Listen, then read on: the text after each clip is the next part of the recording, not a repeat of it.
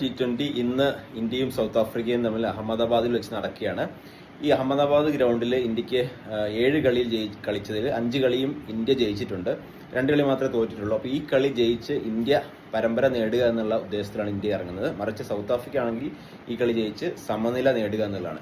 ഇപ്പോൾ സൂര്യകുമാർ യാദവ് എന്നുള്ള ക്യാപ്റ്റൻ, അദ്ദേഹത്തിന്റെ ക്യാപ്റ്റൻസിയുടെ മികവിൽ മാത്രമാണ് ഇന്ത്യക്ക് പിടിച്ചു നിൽക്കുന്നത്. അദ്ദേഹത്തിന്റെ ബാറ്റിംഗ് നമുക്കറിയാം, കഴിഞ്ഞ 20 കളികളായിട്ട് വളരെ ചുരുങ്ങിയ സ്കോർ മാത്രമേ അദ്ദേഹം നേടുന്നുള്ളൂ.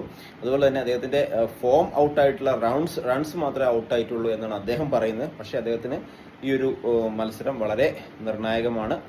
അതുപോലെ തന്നെ നമ്മുടെ അഭിഷേക് ശർമ്മയുടെ കാര്യം പറഞ്ഞാൽ, അദ്ദേഹത്തിന് തുടക്കത്തിൽ നല്ലൊരു മികവ് നേടാനായിട്ടുണ്ടെങ്കിലും അദ്ദേഹത്തിന്റെ ബാറ്റിൽ നിന്ന് ഒരു മികച്ച സ്കോർ ഇന്ന് നേടാൻ കഴിഞ്ഞാൽ ഇന്ത്യക്ക് ജയസാധ്യത വളരെ കൂടുതലാണ്. അദ്ദേഹത്തിന് ഒരു 80-70 റൺസിന് മുകളിൽ പോയി കഴിഞ്ഞാൽ അദ്ദേഹത്തിന്റെ തുടക്കത്തിലുള്ള ബാറ്റിംഗ് ശൈലി നമുക്ക് എല്ലാവർക്കും ഇഷ്ടമാണ്.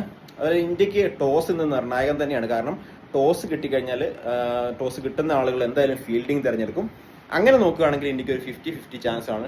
ടോസ് കിട്ടിയില്ലെങ്കിൽ, മറിച്ച് ടോസ് കിട്ടുകയാണെങ്കിൽ ഇന്ത്യക്ക് ബൗളിംഗ് തിരഞ്ഞെടുത്താൽ ഇന്ത്യക്ക് ഒരു 70% ചാൻസ് എന്ന് കാണുന്നുണ്ട്.